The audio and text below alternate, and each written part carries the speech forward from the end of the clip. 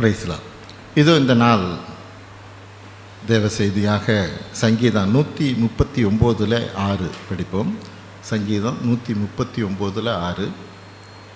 சங்கீதம் 139 6ஆம் வசனம். இந்த அறிவு எனக்கு மிகுந்த ஆச்சரியமும் எனக்கு எட்டாத உயரமுமாயிருக்கிறது.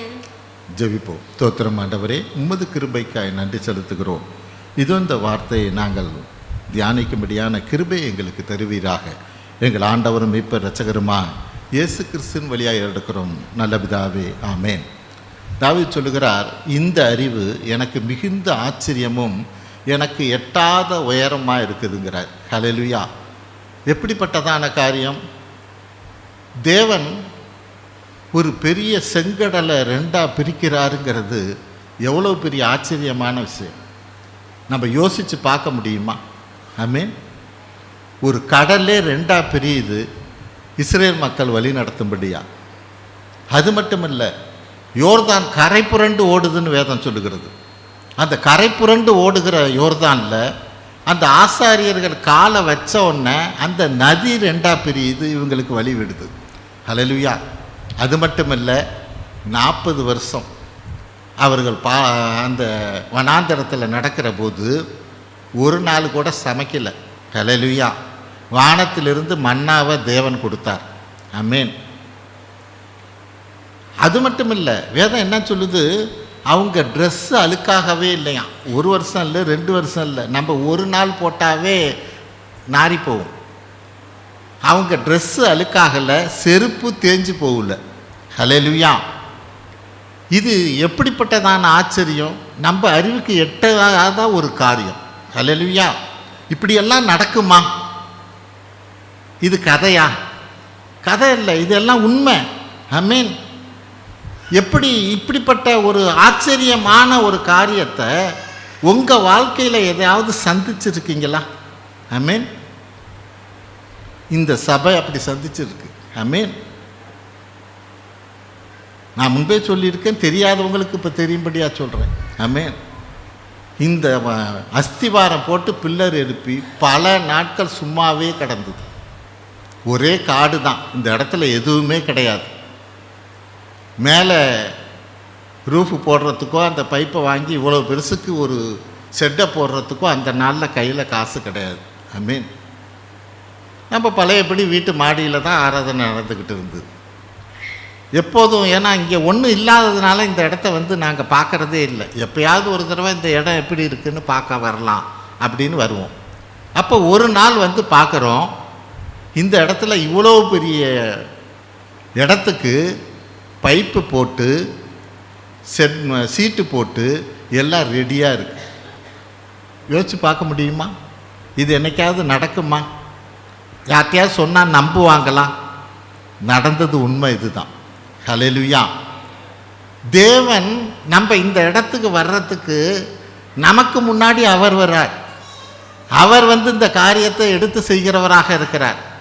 அப்புறம்தான் நாங்கள் விசாரிக்கிறோம், இது யார் செஞ்சது, எப்படி நடந்தது அப்படின்னு விசாரிக்கிற போது தான் ஒரு சகோதரர் இந்த காரியத்தை செஞ்சார் அப்படிங்கிறது நாங்கள் கேள்விப்படுறோம். ஆமேன். அவர் ஒரு இந்து சகோதரர். இந்த இடத்துல நான் உட்கார்ந்தேன், மன உளைச்சலில் இருந்தேன், தற்கொலை பண்ணிக்கலாங்கிற ஒரு முடிவில் இருந்தேன். நான் இந்த இடத்துல உட்கார்ற போது எனக்கு ஒரு அமைதி இருந்தது, ஒரு சமாதானம் இருந்தது. நான் இந்த இடத்துக்கு ஏதாவது செய்யணுமே என்றபடியா நான் இந்த பைப்பை வாங்கி சீட்டை வாங்கி எல்லாத்தையும், ஆளுங்களுக்கு காசு கூட இல்லை. அதுதான் சொல்கிறேனே, திடீர்னு பார்த்தா செட்டு போட்டு இருக்கு. ஹல்லேலூயா. அதுதான் வேதம் சொல்லுது. எனக்கு மிகுந்த ஆச்சரியங்கிறாரு தாவீது. இவரை நினச்சா எனக்கு மிகுந்த ஆச்சரியம், இப்படியெல்லாம் செய்வாராங்கிறது எனக்கு மிகுந்த ஆச்சரியங்கிறது. ஆமேன். எனக்கு எட்டாத உயரமாக இருக்கிறது என்றபடியாக வேதம் சொல்லுகிறது. ஹல்லேலூயா. அப்படிப்பட்ட காரியத்தை செய்கிற தேவன் நம்மோடு கூட இருக்கிறார். ஆமேன். நாம் இதை அறிந்தவர்களாக இருக்கிறோமா? இதை புரிந்தவர்களாக இருக்கிறோமா? அப்படிப்பட்டதான ஆச்சரியமான காரியங்களை தேவன் நமக்கு என்னென்ன வச்சிருக்கிறாருங்கிறத தான் இன்றைக்கி நம்ம பார்க்க இருக்கிறோம். ஆமேன். முதலாவது காரியம் 1 யோவான் 3:14 பாருங்க. இதை விட அதே போல் இந்த காரியத்தை நான் உங்களுக்கு சொல்லி வைக்கிறேன். இந்த இதை ஒட்டுகிற போது இந்த சீட்டெல்லாம் கலட்டணும். இந்த சீட்டை எல்லாத்தையுமே கலட்டணும். அந்த கொஞ்ச நாளில் பார்த்தீங்கன்னா அது என்னாச்சு, தானே புயல். அங்கே வேதாரண்யம் பக்கம்லாம் அந்த கடற்கரை ஓரம் பார்த்திங்கன்னா அங்கே இருக்கிற சபைகள் எல்லாம் ரொம்ப உருக்குலைஞ்சு போயிடுச்சு அந்த புயலில். அப்போ அங்கே இருக்கிற அந்த தாலுக்கா போதகர் தலைவர் ஒரு முறை எதேர்ச்சியாக அவர் பேசினார். இங்கே இருக்கிற சபைகள் எல்லாம் தானே புயலில் ரொம்ப உருக்குலைஞ்சு போயிடுச்சு, ஏதாவது உதவி செய்ய முடியுமான்னு. இந்த இதை ஒட்டுகிற போது எல்லா சீட்டையும் அப்படியே எடுத்து தேவன் நமக்கு இலவசமாக கொடுத்தார். ஹல்லேலூயா.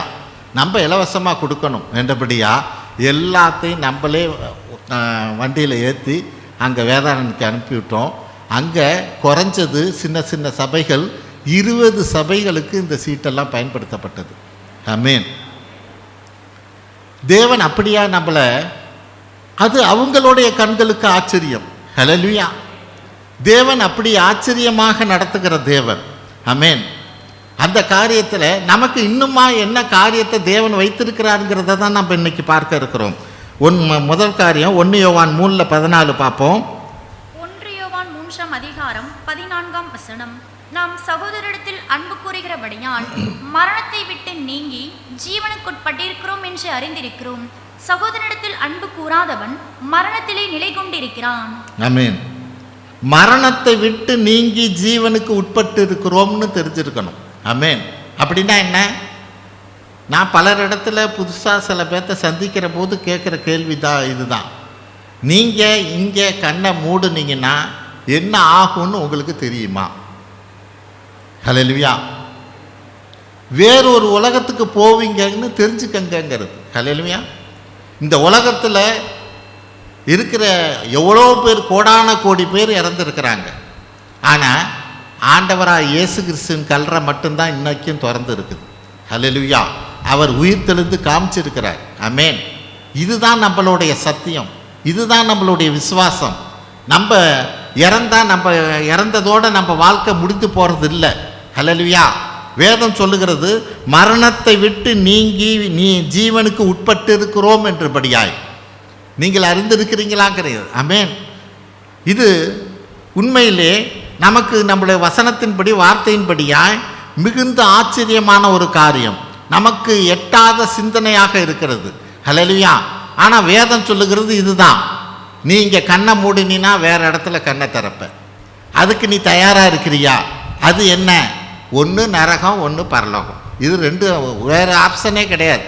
ஹல்லேலூயா. அப்போ நீ எங்கே நீ இந்த உலகத்தில் எவ்வளோ ஞானமாக நடந்திருக்கலாம், எவ்வளோ சொத்துக்களை சேர்த்துருக்கலாம், எவ்வளோ காரியங்களை செய்திருக்கலாம். ஆமென்.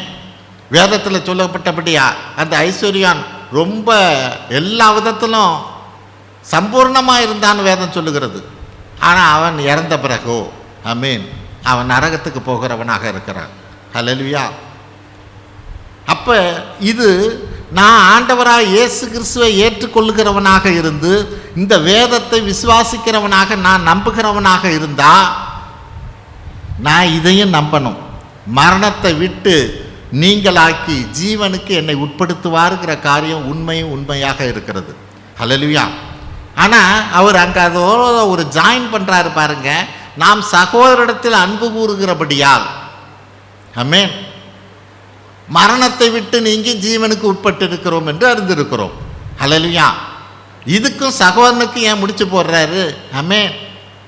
ஏன்னா முத மரணம் நடந்தது அந்த சகோதரன்கிட்ட தான். காயின் தன்னுடைய சகோதரன் ஆபேலை கொன்னான். ஹல்லேலூயா. அப்போ இது அந்த என்ன காரியம்? அந்த சரீர பிரகாரமான சகோதரன் மட்டுமல்ல, ஆவிக்குரிய சகோதரர்களா தேவனுடைய பார்வையில் நம்ம எல்லாமே தேவனுடைய பிள்ளைகள் தான். ஆமென். அப்போ நான் என்னுடைய சகோதரனிடத்தில் நான் அன்பு கூறுகிறவனாக இருக்கணுங்கிறது தேவனுடைய சித்தமாக இருக்கிறது, திட்டமாக இருக்கிறது. ஆமென். இதில் குறைவு இருக்குமானா நான் மரணத்துக்கு உட்படுவேனா ஜீவனுக்கு உட்படுவானாங்கிறது எனக்கு தெரியாது. ஹல்லேலூயா. அப்போ வேதம் அதுதான் சொல்லுகிறது, இதை நீ அறிஞ்சிருக்கணும், இந்த காரியத்தை நீ புரிஞ்சிருக்கணும். இது தேவன் வைத்திருக்கிற ஒரு ஆச்சரியமான ஒரு நம்மளுடைய எண்ணத்துக்கு எட்டாத ஒரு திட்டமாக இருக்கிறது. ஹல்லேலூயா. நான் ஜீவனுக்கு உட்பட்டு இருக்கிறேன் என்று வேதம் சொல்லுகிறது. 1 யோவான் 3:15 பாருங்க. 1 யோவான் 3:15 தன் சகோதரனை பகைக்கிற எவனும் மனுஷ கொலைபாதகனாய் இருக்கிறான். மனுஷ கொலைபாதகன் எவனோ அவனுக்குள் நித்திய ஜீவன் நிலைத்திராது என்று அறிவீர்கள். ஆமென். மனுஷ கொலைபாதகன் எவனோ அவனுக்குள் நித்திய ஜீவன் நிலை நிற்காது. ஆமென். நித்திய ஜீவன் நிலைத்திராது என்று அறிந்திருக்கிறீர்கள். ஆமென். ஏன்னா இது அவ்வளோ முக்கியத்துவம் கொடுக்குறார். மற்றவர்களை, நம்மளுடைய சகோதரர்களை நாம் நேசிக்கணும் என்றபடியான காரியத்தில். ஆமென். நாம் அவர்களை விரோதிக்கிறவர்களாக இருக்கக்கூடாது. இருக்கலாம், பல நேரங்களில் பலவிதமான பிரச்சனைகள், நெருக்கங்கள் நம்மளை ஏமாற்றி இருக்கலாம், பல நெருக்கங்களை கொடுத்துருக்கலாம். ஆமென். ஆனால் நான் அவங்களை வெறுக்காமல் மட்டும் இருக்கணும். ஹல்லேலூயா. இதுதான் முக்கியமானது. ஆமென். இது நான் ஒன்றும் நம்ப வெறுக்கக்கூடாது. ஹல்லேலூயா. அவர்கள் என்ன வேணாலும் செய்யலாம். ஹல்லேலூயா. ஏன்னா எனக்கு கிடைக்க போகிற அந்த நித்திய ஜீவனை இதனால் நான் இழந்து போகிறவனாக இருக்கக்கூடாது. ஹல்லேலூயா. அப்போ தேவன் வைத்திருக்கிற திட்டத்தில் இது ஒரு ஆச்சரியமான ஒரு காரியம். நாம் ஜீவனுக்கு உட்படுகிறவர்களாக பரலோகம் என்கிற ஒரு காரியத்துக்குள்ளாய் நாம் கடந்து போகிற காரியம் இந்த பூமி. ஏன்னா இந்த உலகத்தில் யாருமே உயிரோடே இருந்ததில்லை. யாராக இருந்தாலும் மரித்துத்தான் ஆக வேண்டும். ஹல்லேலூயா. அதில் ஒன்றும் சந்தேகமே இல்லை. அது முன்னையோ பின்னையோ. ஆமென். ஆனால் நான் மரித்த பிறகு என்ன ஆகுது?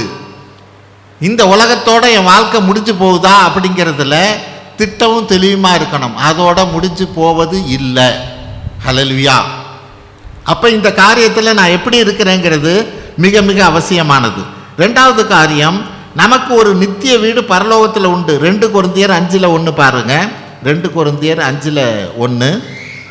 2 கொரிந்தியர் 5:1 பூமிக்குரிய கூடாரமாகிய நம்முடைய வீடு அழிந்து போனாலும் தேவனால் கட்டப்பட்ட கை வேலை இல்லாத நித்திய வீடு பரலோகத்திலே நமக்கு உண்டென்று அறிந்திருக்கிறோம். ஆமென்.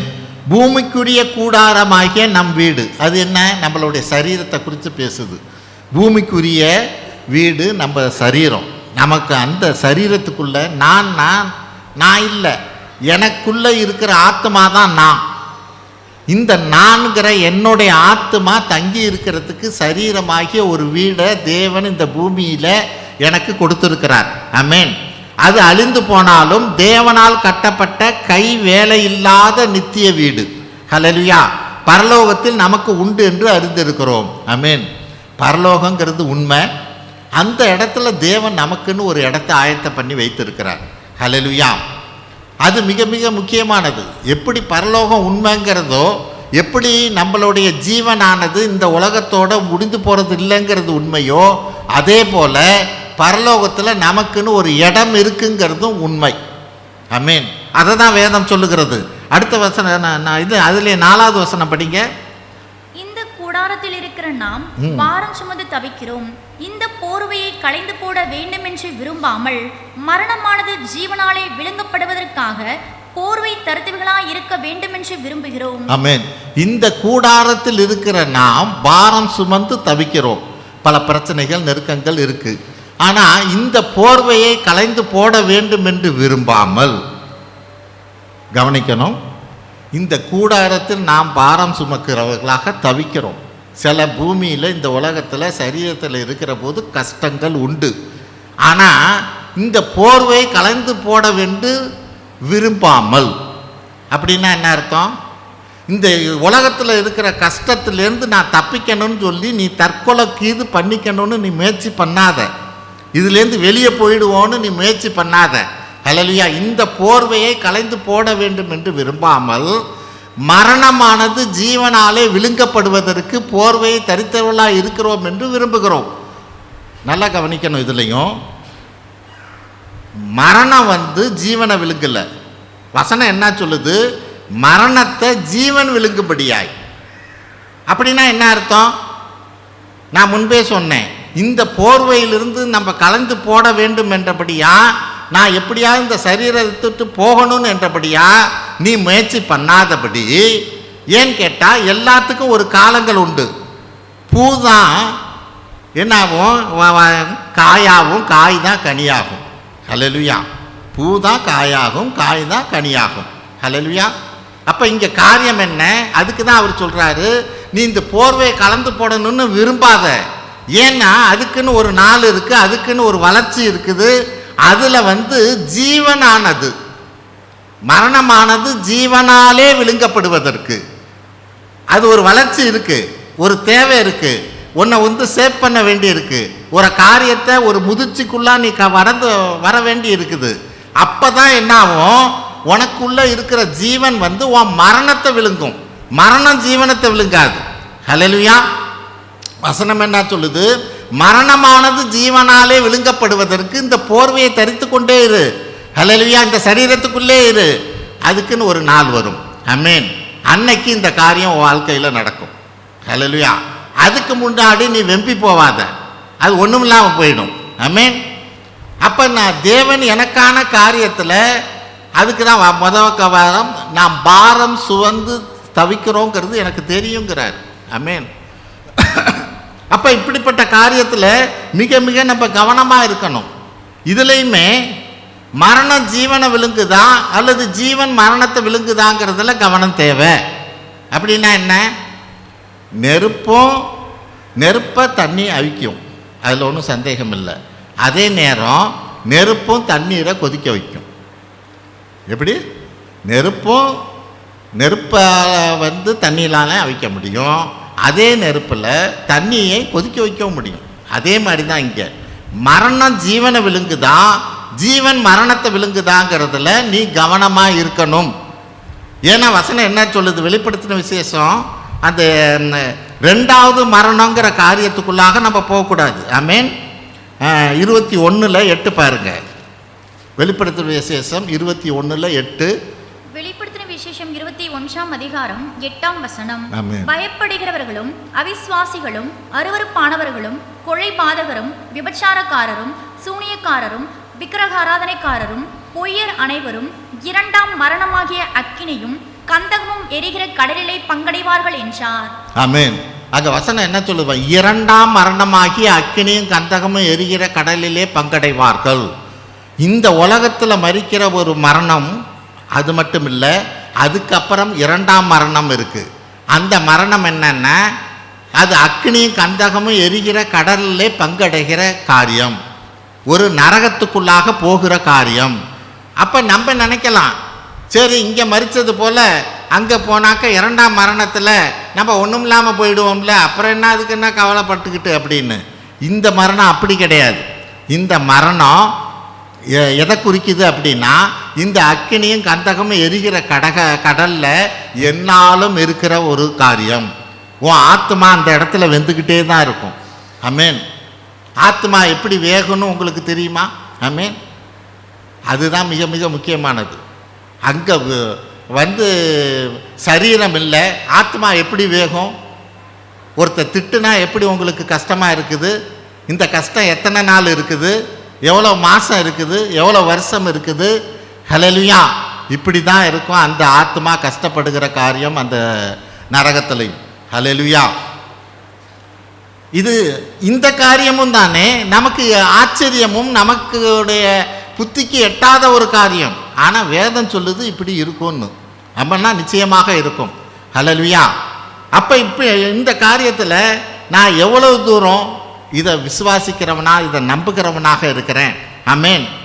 எனக்கு நித்திய வீடு ஒன்று இருக்குங்கிறதுல நான் நம்புகிறவனாக இருக்கணும். தேவன் அதற்கான ஆயத்தம் பண்ணி வைத்திருக்கிறார். ஹல்லேலூயா. இது ஒரு ஆச்சரியமான காரியம், நம்மளுடைய புத்திக்கு எட்டாத காரியம், ஆனால் நிச்சயமாக உண்டு. ஆமென். 1 கொரிந்தியர் 15:55 பாருங்க. திரும்பவும் அந்த வசனத்தில் என்ன சொல்லுது பாருங்க. 1 கொரிந்தியர் 15ஆம் அதிகாரம் 55ஆம் வசனம். மரணமே உன் கூர் எங்கே? பாதாளமே உன் ஜெயம் எங்கே? ஆமென். மரணமே உன் கூர் எங்கே? பாதாளமே உன் ஜெயம் எங்கேன்னு நம்ம சவால் விடுறவங்களா இருக்கணும். ஹல்லேலூயா. மரணத்துக்கு சவால் விடணும். தேவன் எனக்கு ஜீவனை வைத்திருக்கிறார், நான் ஜீவனோடு இருப்பேன் என்றபடியாய் நான் இந்த பூமியிலே இந்த உலகத்திலே நான் மரித்தாலும். ஆமென். ஆண்டவரோட இயேசு கிறிஸ்துவோட இருந்த சீடர்கள் எல்லாம் 12 பேர்த்துல 11 பேர் இரத்த சாட்சியாக மரித்தாங்க. ஆமென். எப்படி அவங்களால முடிஞ்சது? ஏன்னு கேட்டால், ஆண்டவராக இயேசு கிறிஸ்துவை அடித்து நொறுக்கி சிலுவையில் தொங்க விட்டு அவரை கல்லறையில் அடக்கம் பண்ணதும் இவங்களுக்கு தெரியும். கல்லறையிலேருந்து உயிர்த்தெழுந்து வந்து இவங்களுக்கு காட்சி கொடுத்ததும் இவங்களுக்கு தெரியும். இந்த 11 பேரும் நேராகவே பார்க்குறாங்க, இவங்க தான் அடக்கம் பண்ணது. அதே இயேசு கிறிஸ்து உயிர்த்தெழுந்து வந்து இவங்களோட பேசுகிறவராக இருக்கார், என்னை தொட்டு பாருங்கிறார். அப்போ இந்த ஒரு நிச்சயத்துக்குள்ள நிச்சயமாக வந்துட்டாங்க. இந்த உலகத்தில் உயிரை பிரிஞ்சாலும் நம்ம உயிரோடு இருப்போம், ஜீவனோடு இருப்போங்கிறதுல ஒரு நிச்சயத்துக்குள்ள இருக்கிறபடினால, நீ வெட்டு என்னை அறுத்து போட்டாலும் சரி நான் மறுதளிக்க மாட்டேன்னு நின்னாங்க. அந்த விசுவாசம் தான் தொடர்ந்துக்கிட்டே வருது இன்னைக்கு. ஹல்லேலூயா. இன்னைக்கு அதோட ஆழம் என்ன, என்னுடைய விசுவாசத்தின் ஆழம் என்ன, அதுதான் மிக மிக முக்கியமானது. அதே இதில் 54வது வசனத்தை படிங்க. திரும்பவும் அதில் தான் அந்த வசனம் சொல்லுது பாருங்க. அழி உள்ளதாகிய இது அழியாமையும் சாவுக்கு ஏதுவாகிய இது சாவாமையும் தரித்து கொள்ளும் போது மரணம் ஜெயமாக விழுங்கப்பட்டது என்று எழுதியிருக்கிற வார்த்தை நிறைவேறும். ஆமென். மரணம் ஜெயமாக விழுங்கப்பட்டது. இங்கேயும் அங்கே தான் விழுங்கப்பட்டதுங்கிற காரியத்தை பார்க்குறோம். ஹல்லேலூயா. அங்கே இதில் கொரிந்தியர்லையும் பார்த்தோம் மரணமானது ஜீவனாலே விழுங்கப்படும்னு. அதே போல் இங்கேயும் பார்க்குறோம் மரணமானது ஜீவனாலே விழுங்கப்படும் என்றபடியாய். ஹல்லேலூயா. அப்போ மரணங்கிறது நமக்கு ஒரு முடிவல்ல. ஹல்லேலூயா. நம்ம ஜீவனோடு இருப்போம், ஜீவன் அந்த மரணத்தை மேற்கொள்ளும். ஹல்லேலூயா. இது ஒரு ஆச்சரியமான காரியம் மட்டுமல்ல, ஆமென், நம்மளுக்கு இது புத்திக்கு எட்டாத ஒரு காரியம். ஆனால் தேவன் அப்படி தான் செய்கிறவராக இருக்கிறார். ஹல்லேலூயா. 3வது காரியம் 2 தீமோத்தேயு 1:12 பாருங்க. நான் விசுவாசிக்கிறவர் இன்னார் என்று அறிவேன். ஆமென். பவுல் சொல்லுகிறார் 2 தீமோத்தேயு 1:12. 2 தீமோத்தேயு 1:12 அது நிமித்தம் நான் இந்த பாடுகளையும் அனுபவிக்கிறேன், ஆயினும் நான் வெட்கப்படுகிறதில்லை. ஏனென்றால் நான் விசுவாசித்திருக்கிறவர் இன்னார் என்று அறிவேன். நான் அவரிடத்தில் ஒப்புக் கொடுத்ததை அவர் அந்நாள் வரைக்கும் காத்துக்கொள்ள வல்லவராய் இருக்கிறார் என்று நிச்சயித்தும் இருக்கிறேன். ஆமென். ஆயினும் நான் வெட்கப்படுவதில்லை. இந்த பாடுகளை குறித்து எனக்கு ஆண்டவராய் இயேசு கிறிஸ்துவை பிடித்து கொண்டபடியினால சில பாடுகள் வருது, பிரச்சனைகள் வருது, நெருக்கங்கள் வருது, வந்தாலும் நான் வெட்கப்படுவதில்லை. ஆமென். ஏனென்றால் நான் விசுவாசித்திருக்கிறவர் இன்னார் என்று நான் அறிவேன். ஹல்லேலூயா. நல்லா யோசிச்சு பார்ப்போம். பேதுருவை ஜெயிலில் போட்டாங்க. அங்கே வசனம் என்ன சொல்லுது? 3 காவல். முதல்ல ஒரு செல்லு இருக்கும், அதுக்குள்ளே போட்டிருக்காங்க. அதுக்கப்புறமேலும் ஒரு மெயின் கேட்டு, அதுக்கப்புறமேலும் ஒரு கேட்டு. அப்போ 3 காவல் தாண்டணும், கேட்டை தாண்டணும், காவலும் அங்கே இருக்கிறாங்க. அங்கே வசனம் என்ன சொல்லுது? பேதுரு படுத்து தூங்கிக்கிட்டு இருக்கிற போது தூதன் எழுப்பி அவரை வெளியில் கூட்டிகிட்டு வர்றார். வந்தால் அடுத்தடுத்த கேட்டு திறக்குது. ஹல்லேலூயா. இவன் வீதிக்கு வந்த பிறகு தான் சுய நினைவுக்கே வர்றான். ஆகா, உண்மையில் நம்ம கனவு கண்டோமா, உண்மையிலே நம்ம ரிலீஸ் ஆகிட்டோமா, வெளியே வந்துட்டோமாங்கிறது அப்புறம்தான் பேதுருக்கே தெரியுது. ஹல்லேலூயா. ஆனால் அதே பேதுரு அவரோட இறப்பு எப்படி இருந்தது தெரியுமா? சிலுவையில் தலைகீழாக வச்சு அரைஞ்சாங்க. இதுதான் சரித்திரம் சொல்லுகிறது. 3 காவலிலிருந்து 3 அவ்வளோ பெரிய ஸ்ட்ரிக்டாக இருக்கிற இடத்துலேருந்து தேவதூதன், அவரை வெளியில் கொண்டு வந்த தேவதூதன் இன்னைக்கு வந்து கடைசி நேரத்தில் அவர் சாகிற போது ஏன் அவரை தப்பி வைக்கல? ஹல்லேலூயா. அதுக்கான நேரம் வந்துடுச்சு. ஆமென். தேவன் எப்போ எந்த சூழ்நிலையில் உன்னை தப்பு வைக்கணுமோ அப்போ தப்பு வைக்கிறவராக இருப்பார். ஹல்லேலூயா. எந்த நேரம் நீ ஜெயிலில் இருக்கணுமோ இருந்து தான் ஆகணும். ஆமென். பிரச்சனையில் இருந்தால். ஆனால் அதுக்கு தான் அங்கே வேதம் சொல்லுகிறது, நான் ஆகிலும் நான் வெட்கப்படுகிறதில்லை, ஏனென்றால் நான் விசுவாசித்திருக்கிறவர் இன்னார் என்பதை நான் அறிவேன். ஹல்லேலூயா. பேதுரு எதுக்குமே அதுக்கும் ஜெபிக்கல, இதுக்கும் ஜெபிக்கல. ஹல்லேலூயா. அவன் தூங்கிக்கிட்டு இருந்தவன். ஆண்டவரே என்னை விடுதலை ஆக்குங்கன்னு ஜெபிக்கல, ஆனால் விடுதலை ஆக்குனார். இங்கே சிலுவையில் அறையிற போதும் என்னை விடுதலை ஆக்குங்கன்னு அவன் ஜெபிக்கல, இதுக்கும் தன்னை ஒப்பு கொடுத்தான். ஆமென். இது எப்படிப்பட்டதான காரியம்? தேவனுக்குள்ளா, கிறிஸ்துவுக்குள்ளா, தேவனிடத்தில் அன்பு உறவுக்கு சகலமும் நன்மைக்கு ஏதுவாக நடக்கிறதுங்கிறதோட ஒரு டெப்த்து தெரியணும். ஆமென். ஒரு ஆழம் தெரியணும். ஹல்லேலூயா. அது தெரிஞ்சால் மட்டும்தான் என்னுடைய வாழ்க்கையில் தேவன் ஒரு ஆச்சரியமானவராக இருப்பார் என்கிற காரியத்தை நாம் எண்ண முடியாத ஒரு காரியத்தை தேவன் செய்வாருங்கிறத நான் விசுவாசிக்க முடியும், நான் நம்ப முடியும். ஆமென். இந்த மாதம் 23ஆம் தேதி எப்படிப்பட்ட நாள் தெரியுமா? இந்த மாதம் 1999 கிரகாம் ஸ்டைன் அவரோட 2 மகனோட ஜீப்பில் வச்சு எரிக்கப்பட்ட நாள். ஆமென். இதே நம்ம நாட்டில் ஒடிசாவில் நடந்த காரியம். ஹல்லேலூயா. 2 பையன்களும் இவ்வளோ பெரிய பையன். ஒருத்தன் பேர் பிலிப்பு, இன்னொருத்தன் பேர் திமேத்தியூ. ஹல்லேலூயா. அவங்க அப்பாவையும் ஜீப்பில் வச்சு உயிரோடு எரிச்சாங்க. ஆமென். இது ஏன் நடந்தது, எப்படி நடந்தது, அது நமக்கு தெரியாது. ஆமென். ஆனால் அந்த வேலூரில் இருக்கிற ஸ்டான்லின் அந்த அந்த ஊழியக்காரர்கிட்ட ஒருத்தவங்க பேட்டிக்கு பார்க்குறாங்க, கேட்குறாங்க, இது ஏன் இப்படி நடந்தது, இப்படி இவ்வளோ பெரிய காரியம் நடந்துடுச்சு, ஒரு மிஷினரியாக வெளிநாட்டிலேருந்து இந்த இடத்துக்கு வந்து ஊழியம் செஞ்சவருக்கு இப்படிப்பட்ட காரியம் வேறு எங்கேயோ எப்பயோ நடந்த தோமாவுக்கு நடந்ததை குறித்தோ இவருக்கு நடந்ததை குறித்தோ நம்ம பேசலை. பவுலுக்கு நடந்ததோ மற்ற ஆண்டவராக இயேசு கிறிஸ்துவோட கூட இருந்த சீடர்களுக்கு நடந்ததை குறித்து பேசலை. நம்ம வாழ்ந்த இந்த காலகட்டத்தில் 1999ங்கிற காரியத்தில் எல்லாருமே கடந்து வந்தவங்களாக தான் இருப்போம்.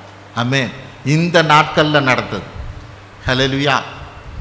அப்போ அவர்கிட்ட அந்த ஊழியக்காரர்கிட்ட ஒருத்தர் கேட்குறார். அப்போ அவர் சொல்கிறாரு, ஒடிசாவில் ஒரு காலத்தில் ஒரு கிராமத்துலேயோ அல்லது மற்ற இடத்துலையோ இயேசுவை தெரியுமான்னு கேட்டால் அவர் இந்த ஊரில் இல்லையேம்பாங்க. ஆமென். இயேசுவை தெரியுமான்னு கேட்டால் அவர் இந்த ஊரில் இல்லையே, யார் அப்படி அப்படின்னு கேட்பாங்க. இன்னைக்கு போய் மூளை முடுக்கில் கேட்டாலும் தானே இயேசுன்னா யாருன்னு தெரியுங்கிறார். ஹல்லேலூயா. இவர் எரித்து கொல்லப்பட்டபடியினால ஊரெல்லாம் இதே பேச்சு, தேசம் எங்கே இதே பேச்சு.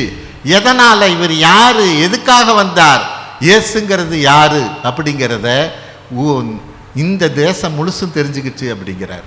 ஹல்லேலூயா. இவ்வளோ பெரிய ஒரு விளக்கரையத்தை அவர் கொடுக்க வேண்டியதாக இருக்குது. ஆமென்.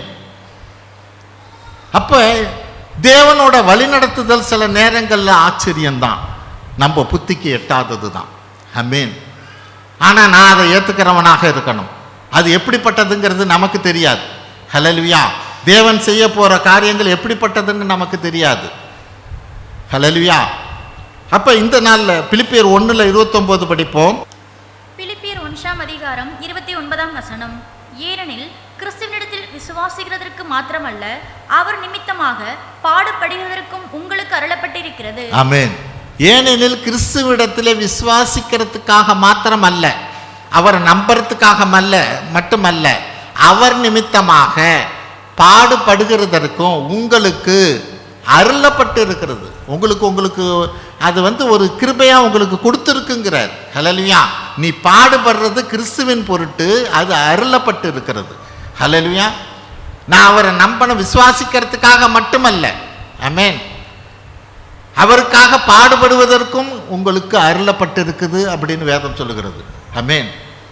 அவருக்காக அவருடைய ஊழியத்தை செய்ய, அது சின்னதோ பெருசோ, ஆமென், அதில் வர பாடுபடுவதற்கும் தானே நமக்கு அது ஒரு கிஃப்ட்டுங்கிறார். ஹல்லேலூயா. உனக்கு இந்த காரியம் உனக்கு கொடுக்கப்பட்டிருக்கு, இதை நீ வேண்டான்னு சொல்லாத. ஹல்லேலூயா. அது உனக்கு அருளப்பட்டு இருக்கிறது. ஹல்லேலூயா. அப்போ எனக்கு கிறிஸ்துவின் பொருட்டு வருகிற பாடுகளை நான் ஏற்றுக்கொள்கிறவனாக இருக்கணும். எப்படா இந்த காரியம் கிடைக்கும் எனக்கு என்றபடியாய் நான் ஏங்குகிறவனாக இருக்கணும். அதுக்கான ஆசீர்வாதத்தை தேவன் தர வல்லவராக இருக்கிறார். ஹல்லேலூயா. அப்போ நான் விசுவாசிக்கிறவர் இன்னார் என்பதை நான் அறிந்திருக்கிறவனாக இருக்கணும். ஆமென். 4வது காரியம், இயேசுவுக்கு ஒப்பாய் இருக்கிறோம் என்று அறிந்திருக்கிறோம். 1 யோவான் 3:2 பாருங்க. 1 யோவான் 3:2. 1 யோவான் 3:2. பிரியமானவர்களே, இப்பொழுது தேவனுடைய பிள்ளைகளாய் இருக்கிறோம், இனி எவ்விதமாய் இருப்போம் என்று இன்னும் வெளிப்படவில்லை. ஆகிலும் அவர் வெளிப்படும் போது அவர் இருக்கிற வண்ணமாகவே நாம் அவரை தரிசிப்பதினால் அவருக்கு ஒப்பாய் இருப்போம் என்று அறிந்திருக்கிறோம். ஆமென். அவர் இருக்கிற வண்ணமாகவே அவரை தரிசிக்கிறதுனால அந்த நாளில் அவர் ஆவியாக இருக்கார், தேவன் ஆவியாக இருக்கிறார். அல்லேலூயா. அப்போ வேதம் என்ன சொல்லுது? அவர் இருக்கிற வண்ணமாகவே நானும் இருப்பேன் என்றபடியாய். ஆமென். ஏன்னா நான் அவரை தரிசிக்கிறதுனால, அவரை பார்க்குற போது நிச்சயமாக அவரை போலவே தான் நானும் இருப்பேன் என்று வேதம் சொல்லுகிறது. அல்லேலூயா. இது ஒரு பெரிய ஆச்சரியமான காரியம். எப்படி மாறுவேன்? நான் எப்படி இருப்பேன்? ஆண்டவராக இயேசு கிறிஸ்துவை நான் நேராக பார்க்க போகிறேன். அல்லேலூயா. அவர் இருக்கிற வண்ணமாகவே நான் இருப்பேன் என்றபடியாய் நான் விசுவாசிக்கிறேன், நான் நம்புகிறேன். ஏன்னா நான் அவரை தரிசிக்க போகிறேன், அவரை பார்க்க போகிறேன். அல்லேலூயா. அப்போ அவரை போலவே நான் இருப்பேன் என்று வேதம் சொல்லுகிறது. ஆனால் அவரை போலவே நான் இருப்பேன்னா அவரை போல பாடுபடுறதுக்கு சரியாக இருக்கிறோமா? அல்லேலூயா. இன்றைக்கி எங்கேயும் கோல்டு வாங்கினா தங்கம் வாங்கினா 916 அப்படின்னு தான் பார்க்குறாங்க. ஐ மீன் அந்த தரம் இருக்குதா? ஹல்லேலூயா. பழசெல்லாம் கூட கொண்டு போய் கொடுத்து புதுசாக மாற்றுறாங்க. இப்போ பழைய தங்கத்தை கொண்டு போய் நீ கொடுத்தீன்னா அவன் உருக்கி அது எந்த அளவுக்கு அதை சரியாக்கணுமோ ஆக்கி இந்த 916 லெவலுக்கு அவன் கொண்டு வரணும். ஐ மீன் அந்த தரத்துக்கு கொண்டு வரணும்னா அதை உருக்கி ஆகணும், பல காரியங்களை செஞ்சாகணும். ஹல்லேலூயா. அப்போ அவர் இருக்கிற வண்ணமாக நான் அவரை தரிசிக்கணும்னா எனக்கு வர்ற பாடுகள், பிரச்சனைகள், வேதனைகள் எதுக்கும் இல்லை. ஹல்லேலூயா. நான் அவரை போல மாறுபடிக்காய் என்னை தேவன் உருமாற்றுகிறவராக இருக்கிறார். ஹல்லேலூயா. அதுக்கு என்ன தகுதி ஆக்கிறவராக இருக்கிறார். ஆமென். அது எப்படிப்பட்ட தகுதி?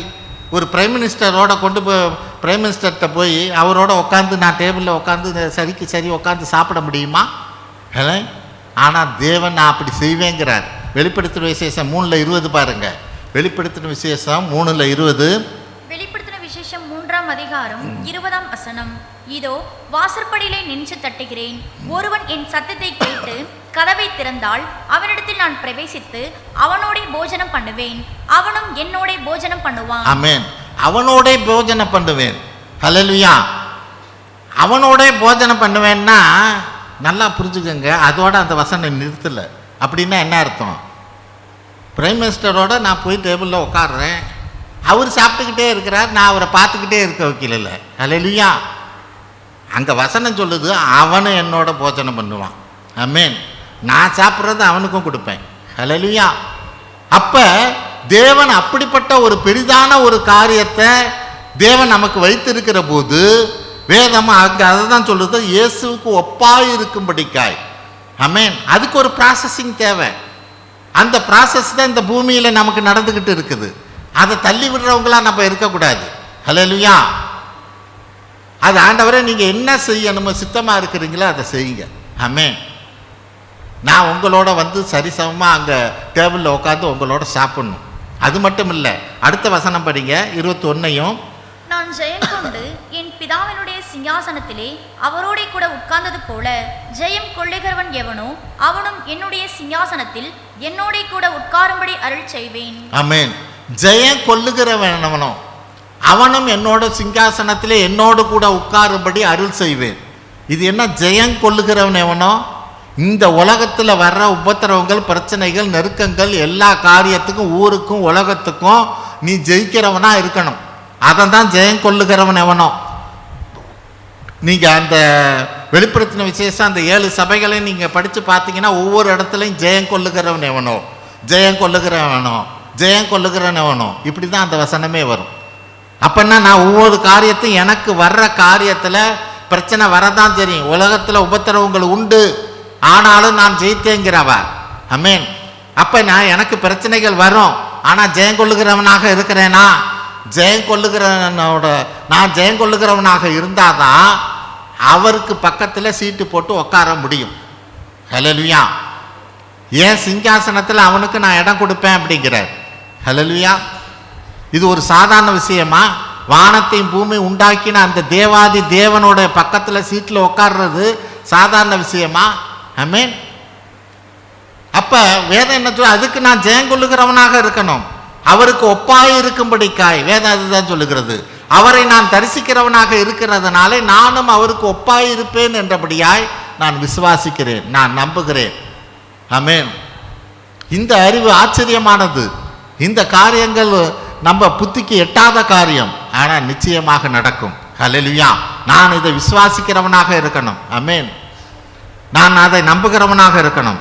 ஐந்தாவது காரியம் ரோமர் 8:28 எல்லாம் அறிஞ்ச வசனம் தான். தேவனிடத்தில் அன்பு கூறுறவுக்கு சகலமும் நன்மைக்கு எதுவாகவே நடக்கிறது என்று அறிந்திருக்கிறோம். ரோமர் 8:28 படிப்போம். ரோமர் 8:28 வசனம். அன்றியும் அவருடைய தீர்மானத்தின்படி அழைக்கப்பட்டவர்களாய் தேவனிடத்தில் அன்பு கூறுகிறவர்களுக்கு சகலமும் நன்மைக்கு ஏதுவாக நடக்கிறது என்று அறிந்திருக்கிறோம். ஆமென். தேவனிடத்தில் அன்பு கூறுறவுக்கு சகலமும் நன்மைக்கு ஏதுவாக நடக்குது. ஆனால் இன்னைக்கு எனக்கு புரியல. ஆமென். நல்லா புரிஞ்சுக்குவோம். நான் இன்னைக்கு ஓடுற ஓட்டத்தில் நான் தேவனுக்கு அன்பு செய்கிறவனாக தான் இருக்கிறேன். ஆனால் எனக்கு வர்ற பிரச்சனைகள், நெருக்கங்கள், வேதனைகளில் இது எப்படி நன்மைக்கு எதுவாக இருக்குங்கிறத என்னால் புரிஞ்சிக்க முடியல. ஆனால் தேவனுடைய திட்டமும் ஆச்சரியமானது. ஆமென். எங்கே அப்படி பார்க்குறோம்? ஆதியாகமம் 50:20 பாருங்க. ஆதியாகமம் 50:20. ஆதியாகமம் 50:20 வசனம். நீங்கள் எனக்கு தீமை செய்ய நினைத்தீர்கள், தேவனோ இப்பொழுது நடந்து வருகிறபடி வெகு ஜனங்களை உயிரோடே காக்கும்படிக்கு அதை நன்மையாக முடிய பண்ணினார். ஆமென். யோசேப்பு நினச்சி கூட பார்க்கல. தன் சகோதரர்லாம் அவனை ட்ரெஸ்ஸை கிழிச்சு, ஆமென், குழியில் தூக்கி போட்டு மீதியானருக்கு விற்று போட்டு, ஆமென், அங்கே போத்திபார் வீட்டிலெல்லாம் போய் இருந்து, ஆமென், ஜெயிலுக்கு போய் அவன் அந்த ப்ராசஸிங் நடக்கிற போது அவனால் அதை யோசித்து பார்த்துருக்க முடியுமா? ஆமென்.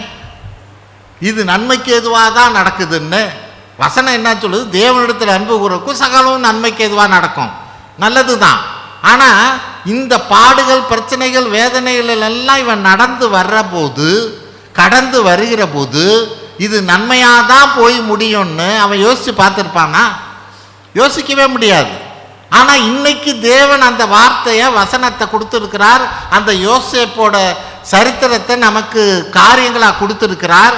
ஆனால் நம்மளால இன்னைக்கு அந்த பலத்தோடு ஓட முடியலையே. அவனுக்கு அன்னைக்கு அந்த சோர்ஸே இல்லை. ஹல்லேலூயா. அந்த தேவனுடைய வார்த்தையே இல்லை. பவுல் சொன்ன இங்கே ரோமரில் கொடுத்துருக்கிற வார்த்தை, தேவனிடத்தில் அன்புக்கு சகலமும் நன்மைக்கு எதுவாக நடக்குங்கிற அந்த பெரிதான ஒரு நம்மளை பலப்படுத்துகிற ஒரு வார்த்தை அவனுக்கு அன்னைக்கு இல்லை. இல்லாத போதே அவன் ஓடுனான். ஆமென். முணுமுணுக்காம ஓடுனான். கடைசியில் தான் அவன் புரிஞ்சுக்கிறான். ஹல்லேலூயா. அந்த பொசிஷனில் இருக்கிற போது தான் தன்னோட சகோதரர்லாம் வந்து அவன் முன்னாடி அழுகிற போது, பயத்தில் இருக்கிற போது, அப்போ தான் அவன் புரிஞ்சுக்கிறான். நீங்கள் எனக்கு தீமை செய்ய நினைத்தீர்கள், தேவனோ இப்பொழுது நடந்து வருகிறபடி வெகு ஜனங்களை உயிரோடு, உங்களை மட்டும் இல்லை, வெகு ஜனங்களை உயிரோடே காக்கும்படி அதை நன்மையாக முடிய பண்ணினார். ஹல்லேலூயா. அப்போ தேவனுடைய திட்டம் நம்மளை குறித்ததானது, ஒரு ஆச்சரியமானது, நம்ம புத்திக்கு எட்டாதது. ஹல்லேலூயா. நான் இன்னைக்கு அதுக்கு என்னை ஒப்பு கொடுக்குறவனாக இருக்கணும். நான் முண்டுகிறவனாக இருக்கக்கூடாது. அதுலேருந்து வெளியே வர முயற்சி செய்கிறவனாக இருக்கக்கூடாது. ஹல்லேலூயா. அது எப்படிப்பட்டதுன்னு இன்னைக்கு எனக்கு புரியாது. ஹல்லேலூயா. இன்னைக்கு எனக்கு புரியாமல் இருக்கலாம். ஆனால் தேவனிடத்தில் அன்பு கூறுக்கு சகலமும் நன்மைக்கு எதுவாக நடக்கிறதுங்கிறதுல நான் திட்டமும் தெளிவுமா இருக்கிறேனா? ஏசாயா 55:8-9 படிங்க. ஏசாயா 55:8-9 வசனம். என் நினைவுகள் உங்கள் நினைவுகள் அல்ல, உங்கள் வழிகள் என் வழிகளும் அல்லவென்று கர்த்தர் சொல்கிறார். பூமியை பார்க்கிலும் வானங்கள் எப்படி உயர்ந்திருக்கிறதோ அப்படியே உங்கள் வழிகளை பார்க்கிலும் என் வழிகளும், உங்கள் நினைவுகளை பார்க்கிலும் என் நினைவுகளும் உயர்ந்திருக்கிறது. ஆமென். என் நினைவுகள் உங்கள் நினைவுகள் அல்ல, உங்கள் வழிகள் என் வழிகளும் அல்லவென்று கர்த்தர் சொல்லுகிறார். ஹல்லேலூயா. இதை நாம் புரிஞ்சுக்கிறவனா, இதை நான் நம்புகிறவனா இருக்கிறேனா? ஆமென். என் நினைவுகள் உங்கள் நினைவுகள் அல்ல. நீங்கள் ஒன்று நினச்சி வச்சுருக்கிறீங்க, நீங்கள் இப்படியெல்லாம் செய்யணும்னு நினைக்கிறீங்க. ஆனால் அது என் நினைவு, உங்களை குறித்து என் நினைவு அது அல்ல. ஹல்லேலூயா. ஆனால் அந்த காரியம் எப்படிப்பட்டது? இந்த பூமிக்கும் வானத்துக்கும் எவ்வளோ உயரமானதோ அப்படிப்பட்ட உயரமானதை உங்களை குறித்து நான் வச்சுருக்கிறேன் என் நினைவில்ங்கிறார். உங்களை அவ்வளோ உயர்த்தணும்னு நான் நினச்சிருக்கிறேன். ஆமென். நீங்கள் நினச்சிருக்கிறது சாதாரணமானது. ஹல்லேலூயா. ஆனால் நான் உங்களை குறித்து வச்சிருக்கிற நினைவு அதை விட பெரிதானது. ஹல்லேலூயா. அந்த பெரிதானது இன்னைக்கு உங்களுக்கு புரியாமல் இருக்கலாம், தெரியாமல் இருக்கலாம். ஆமென். நீ ஆனால் நம்புறவனாக இருக்கணும். சகலம் நன்மைக்கு எதுவாக நடக்கிறதுங்கிறது. ஏன்னா அந்த காரியத்தை வேதம் என்ன சொல்லுது? 1 கொரிந்தியர் 2:9 பாருங்க. 1 கொரிந்தியர் 2:9. 1 கொரிந்தியர் 2:9 எழுதி இருக்கிறபடி தேவன் தம்மில் அன்பு கூறுகிறவர்களுக்கு ஆயத்தம் பண்ணினவைகளை கண் காணவும் இல்லை, காது கேட்கவும் இல்லை, அவைகள் மனுஷனுடைய இருதயத்தில் தோன்றவும் இல்லை. ஆமென். எழுதி இருக்கிறபடி அது எழுதி இருக்குது. ஆமென். அவர் ரிட்டனா பத்திரமா எழுதி கொடுத்துருக்கிறார். தேவன் தம்மில் அன்பு கூறுவதற்கு ஆயத்தம் பண்ணினவைகளை உன் கண்ணுக்கு தெரியாது, உன் காது கேட்டதும் இல்லை, உன் இருதயத்தில் கூட அது தோணுனதே கிடையாது. இப்படியெல்லாம் நடக்குமா? ஆமென். ஒரு குழியில் உளுந்தவனை ஒரு பிரைம் மினிஸ்டராக உயர்த்த முடியுமா? நீ இருதயத்துக்கு கூட நினச்சி கூட பார்த்துருக்க முடியாது. ஹல்லேலூயா. ஆடு பிரிச்சுக்கிட்டு இருந்த தாவீது ஒரு ராஜாவானா நீ நினச்சி கூட பார்த்துருக்க முடியாது. ஹல்லேலூயா. தேவனால் முடியும். ஆமென். தேவனால் அது கூடும் என்று வேதம் சொல்கிறது. காரியம் என்ன? தேவனிடத்தில் அன்பு கூறுவதற்கு அவர் ஆயத்தம் பண்ணினவர்களை. ஆயத்தம் பண்ணினவைகள்னா என்ன? முன்பே அவர் பிளான் பண்ணி வைத்தது ஒன்றை குறித்து. ஹல்லேலூயா. அவர் ஆயத்தம் பண்ணி வைத்திருக்கிறாராம். ஹல்லேலூயா. இது நம்மளுடைய கண்ணுக்கு தெரியாது, ஒரு ஆச்சரியமானது. ஆமென். தேவன் அப்படிப்பட்டதான காரியத்தை நம்மளை குறித்து வைத்திருக்கிறார், ஒவ்வொருவரை குறித்து வைத்திருக்கிறார். ஆமென். அவனுக்கு தான் இவனுக்கு தான் இல்லை, நம்மளை குறித்து ஒவ்வொருவருக்குமே தேவன் ஒரு ஆச்சரியமான காரியத்தை வைத்திருக்கிறார். ஹல்லேலூயா. நம்ம யோசிக்க முடியாதது, நம்ம நினச்சி கூட பார்க்க முடியாது. ஹல்லேலூயா. ஆனால் தேவனிடத்தில் அன்பு கொள்ளணுங்கிற காரியத்தில் நான் சரியாக இருக்கணும். ஏன் இதை சரியாக இருக்கணும்னு சொல்கிறேன்? எந்தெந்த காரியத்தில் எப்படியெல்லாம் தேவனை நான் அன்பு செய்ய முடியுமோ, எனக்கு பல நெருக்கங்கள் இருக்கலாம், பிரச்சனைகள் இருக்கலாம், வேதனைகள் இருக்கலாம், ஆனால் எல்லா சூழ்நிலையிலும் நான் தேவனிடத்தில் அன்பு கூறுகிற காரியத்தில் நான் குறைபடாமல் என்னை பார்த்துக்கணும், நான் காத்துக்கணும். ஹல்லேலூயா. அதுதான் தேவன் மேலே நீ வைத்திருக்கிற விசுவாசம், நம்பிக்கை. தேவன் ஒரு நாள் என்னை உயர்த்துவாருங்கிற காரியத்தில் நீ வைத்திருக்கிற நம்பிக்கை, விசுவாசம் என்னன்னா, எல்லா நெருக்கத்தின் மத்தியிலும் தேவனை அன்பு கூறுகிற காரியத்தில் நான் குறைபடாமல் இருக்கணுங்கிற ஒரு காரியம்தான். ஆமென். அடுத்த காரியம், அவர் மெய்யாக கிறிஸ்துவாகிய உலக இரட்சகர் என்று நான் அறிந்து விசுவாசிக்கிறோமா? யோவான் 4:42. யோவான் 4:42.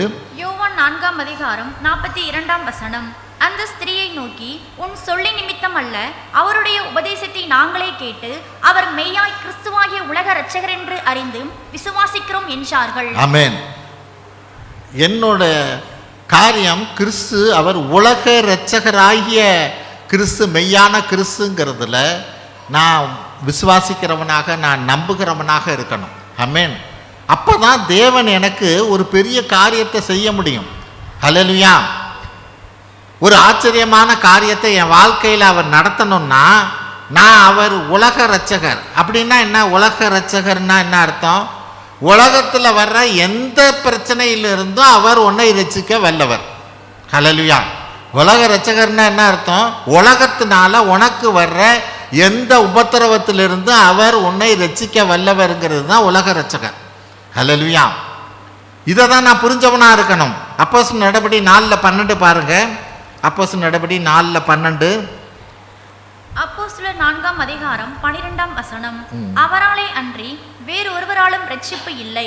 நாம் இரட்சிக்கப்படும்படிக்கு வானத்தின் கீழெங்கும் மனுஷருக்குள்ளே அவருடைய நாமமே அல்லாமல் வேறொரு நாமம் கட்டளையிடப்படவும் இல்லை என்றான். ஆமென். அவராலே அன்றி வேறு ஒருவராலும் இரட்சிப்பு இல்லை.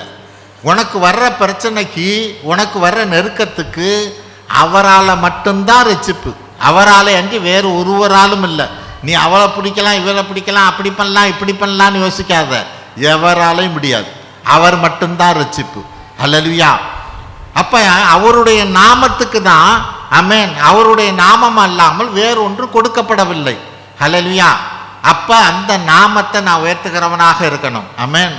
எங்கள் தேவனுடைய நாமத்தினாலே கொடியேற்றுவோங்கிற காரியத்தில் அவர் நாமத்தை நான் உயர்த்துகிறவனாக இருக்கிற போது தேவன் நம்மளை ரட்சிக்க வல்லவராக இருக்கிறார். ஆமென்.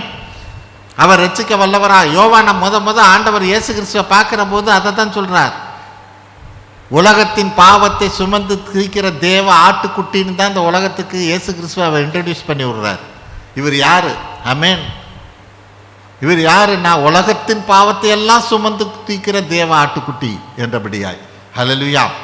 அவர் உலகத்தை ரட்சிக்கிறவராக இருக்கிறார். உலகத்துக்கான காரியம் எப்படிப்பட்டதான காரியமாக இருந்தாலும் அவராலே மட்டும்தானே. ஆமென். வேறொரு நாமம் கட்டளையிடப்படவில்லை என்று வேதம் சொல்லுகிறது. அவரை மட்டுமே நான் பிடிச்சுக்கிறவனாக இருக்கிற போது அது நிச்சயமாக ஒரு பெரிய ஆச்சரியமான ஒரு காரியமாக இருக்கும். தேவன் எப்படி நம்மளை விடுதலை ஆக்கினார் என்றபடியாய். ஆமென். அவங்க எகிப்திலேருந்து விடுதலையாகி வந்ததை பார்க்குற போது அவங்க என்ன சொல்கிறாங்க? எங்களுக்கு ஏதோ கனவு கண்ட மாதிரி இருக்குங்கிறாங்க. ஹல்லேலூயா. நாங்கள் அங்கே எகிப்திலேருந்து விடுதலையாகி வருவோன்னு நாங்கள் நினச்சி கூட பார்க்கல. எப்படி வெளியில் வந்தோம், அவங்கள விட்டு அடிமைத்தனத்திலேருந்து வெளியில் வந்தோங்கிற காரியத்தெல்லாம் நான் யோசித்து பார்த்தா நாங்கள் கனவு காண்கிறது போல இருக்கிறதுங்கிறாங்க. உங்களுடைய பழைய வாழ்க்கையெல்லாம் கனவு காண்கிறது போல இருக்கும். தேவன் எல்லாவற்றையும் மாற்றி போடுவார். ஹல்லேலூயா. எல்லாம் மாற்றி போடுவார். அடுத்த காரியம் கடைசியாக, என் மீட்பர் உயிரோடு இருக்கிறார் என்றும் அவர் கடைசி நாளில் பூமியின் மேல் நிற்பார் என்றும் அறிந்திருக்கிறோம்.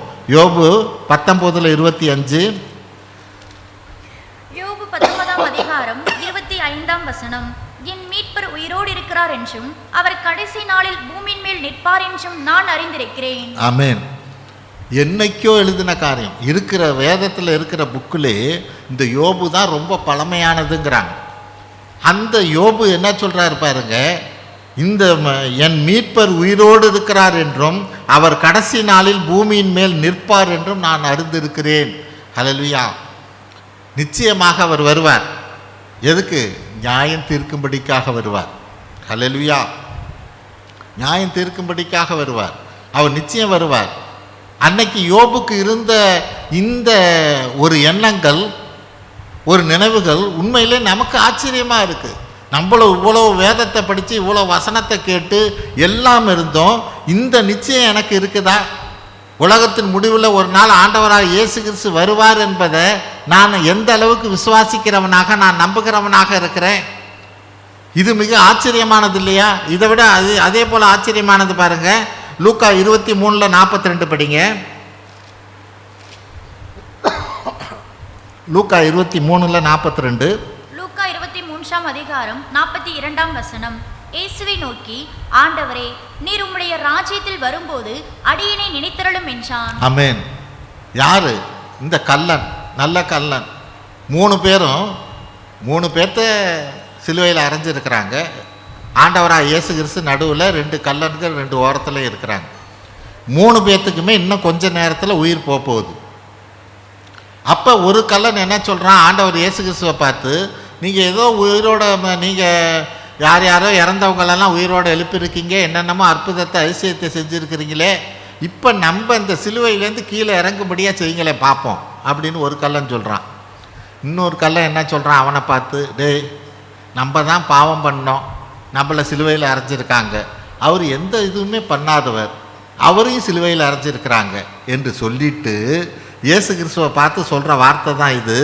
ஆண்டவரே, நீர் உம்முடைய ராஜ்யத்தில் வரும்போது அடியேனை நினைத்தருளும். இவன் எந்த பைபிள் காலேஜில் படித்தான்?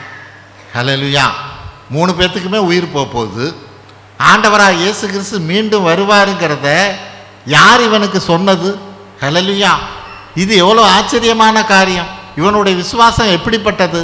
நீங்கள் உங்களுடைய ராஜ்யத்தில் நீங்கள் திரும்பி வருவீங்க. ஏன்னா 3 பேருமே உயிர் போகுது. அப்போ நானும் இருப்பேங்கிறான். அவன் என்ன சொல்கிறான்? என்னையும் உங்களால் உயிரோடு எழுப்ப முடியும். ஹல்லேலூயா. அந்த நீங்கள் ராஜ்யத்தில் வரும்போது என்ன நினச்சிக்கங்கிறான். ஆமென். இது எவ்வளோ பெரிய விசுவாசம். ஹல்லேலூயா. இது ஆச்சரியமானது இல்லையா? ஆமென். நம்மளுடைய அறிவுக்கே எட்டாத ஒரு காரியம், தேவனுடைய கிருபை. ஹல்லேலூயா. அப்போ இன்னைக்கு நான் எந்த அளவுக்கு ஆண்டவராக இயேசு கிறிஸ்துவை விசுவாசிக்கிறவனாக, நம்புகிறவனாக இருக்கிறேன். ஆமென். வெளிப்படுத்தின விசேஷம் 1:18 பாருங்க. வெளிப்படுத்தின விசேஷம் 1ஆம் அதிகாரம் அதிகாரம் 18ஆம் வசனம். மரித்தேன், ஆனாலும் இதோ சதா காலங்களிலும் உயிரோடு இருக்கிறேன். ஆமேன். நான் மரணத்திற்கும் பாதாளத்துக்கும் உரிய திறவுகோல்களை உடையவராயிருக்கிறேன். ஆமேன். மரித்தேன், ஆனாலும் இதோ சதா காலங்களிலும் உயிரோடு இருக்கிறேன். இதை தான் நம்ம விசுவாசிக்கணும். அவரை போலவே நாம்பளும் மரிப்போம், ஆனால் சதா காலம் உயிரோடு இருப்போம். ஆமேன். ஆனால் அதுக்கான ஆயத்த காரியங்கள் இந்த உலகத்தில், இந்த பூமியில் தேவனிடத்தில் அன்பு கூறவுக்கு சகலமும் நன்மைக்கேதுவாக நடக்கிறதுங்கிற காரியத்தில் நான் திட்டமும் தெளிவுமாக இருந்து அதில் சில இந்த பூமியில் இருக்கிற போது சில ப்ராசஸ் வைத்திருக்கிறார். ஹல்லேலூயா. அதை நான் கடந்து போகும்படிக்காய் அவர் நம்மோடு கூட இருப்பார். ஆமென். நம்மளை ரட்சிக்கிறவராக இருக்கிறார். ஹல்லேலூயா. நம்மளை விடுதலை பண்ணுகிறவராக இருக்கிறார்.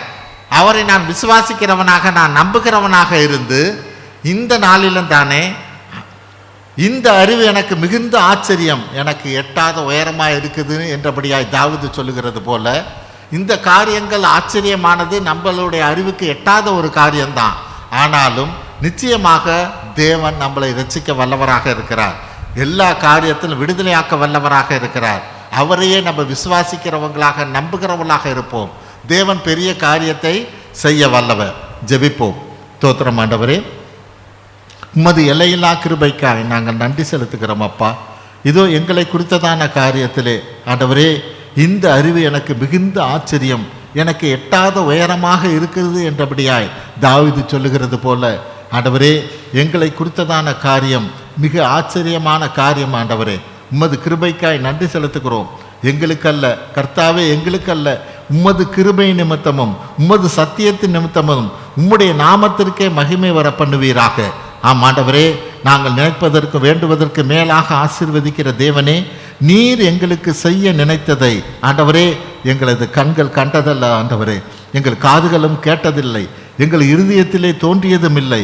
ஆனாலும் ஆண்டவரே நீர் எங்களை குறித்திருக்கிற வைத்திருக்கிற திட்டமானது இந்த பூமிக்கும் வானத்துக்கும் எவ்வளவு உயரமோ அவ்வளவு உயரமானது என்பதை ஆண்டவரே நாங்கள் விசுவாசிக்கிறோம், நாங்கள் நம்புகிறோம். ஆண்டவரே இது எங்களுக்கு ஆச்சரியமானதாக, எங்களுக்கு எட்டாத உயரமாக இருந்தாலும் தேவனால் கூடும் என்பதை விசுவாசிக்கிறோம், நாங்கள் நம்புகிறோம். உமது பிள்ளைகளை அப்படியே ஆசீர்வதிக்கிறவராக இருக்கிறபடினாலே உம்மை தோத்தரிக்கிறோம், துதிக்கிறோம், உமக்கு நன்றி செலுத்துகிறோம். எங்கள் ஆண்டவரும் மீட்பர் இரட்சகருமாய் இயேசு கிறிஸ்துவின் வழியாக எடுக்கிறோம் நல்ல பிதாவே. ஆமேன்.